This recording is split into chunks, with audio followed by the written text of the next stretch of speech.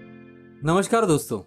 कोविड-19 संक्रमण को रोकने के साथ साथ हमारे सामने एक और बड़ी चुनौती खड़ी है। वो चुनौती है in use and through mask के होने वाले पोल्यूशन को रोकने की। इन सिंगल यूज मास्क को डिस्पोजेबल फेस मास्क कहा जाता है।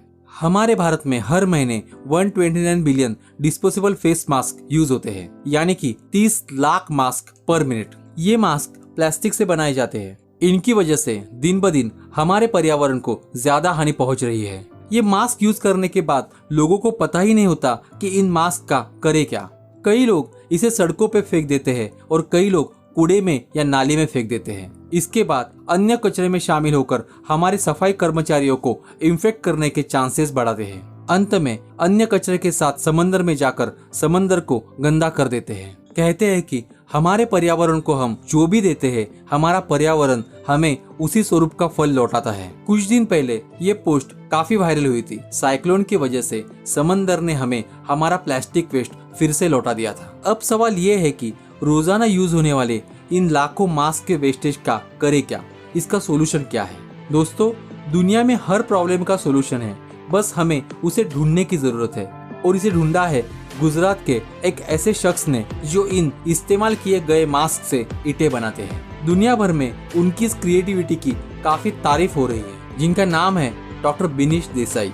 डॉक्टर बिनीश को इंडिया का रिसाइकल मैन भी कहा जाता है। उन्होंने एनवायरमेंटल साइंस में पीएचडी हासिल की है। डॉक्टर बिनीश को बचपन से ही ऐसे वेस्ट चीजों से नई चीजें बनाने की आदत है। उनकी अपनी एक लैब है जिसमें वो इंडस्ट्रियल वेस्टेज और अन्य पुरानी चीजों को लेकर एक्सपेरिमेंट करते हैं। केवल 27 साल की उम्र में बिनीश ने आज तक तकरीबन 190 के आसपास ऐसे नए इनोवेशंस किए हैं। इसी तरह से उन्होंने यूज किए गए डिस्पोजेबल मास्क पीपीई किट को लेकर एक्सपेरिमेंट करके ये ईंट बनाई, जिसे उन्होंने पी ब्लॉक 2.0 नाम दिया। अब जानते हैं कि इस ईंट को उनके फैक्ट्री में कैसे बनाया जाता है।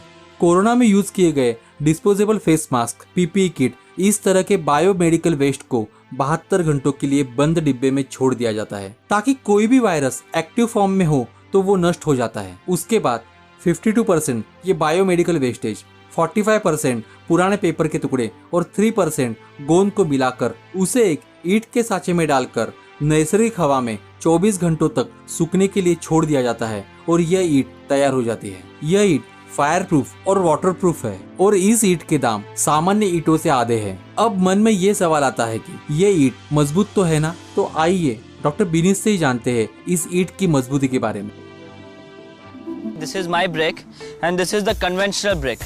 अब मैं दोनों को फेंकने वाला हूँ एंड देखेंगे कैसी स्ट्रेंथ है।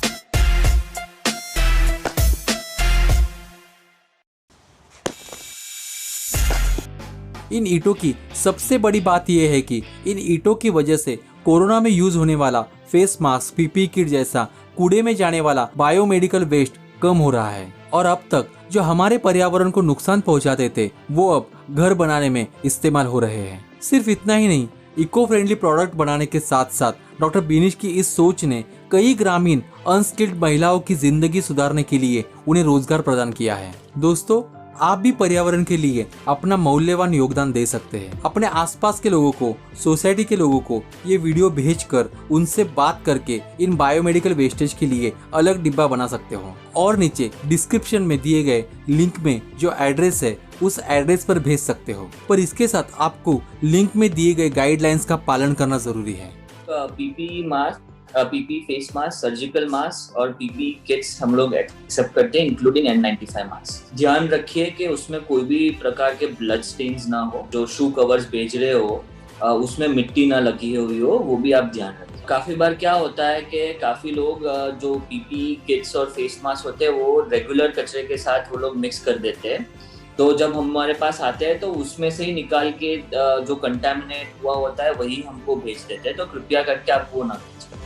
अगर ये वीडियो आपको अच्छा लगा, इंफॉर्मेटिव लगा, तो ये इन्फॉर्मेशन अधिक से अधिक लोगों तक पहुंचाइए। अगर आप इस चैनल पर नए हो तो इसे सब्सक्राइब करना ना भूलिए और नीचे दिए गए बेल आइकन को जरूर दबाइए। धन्यवाद।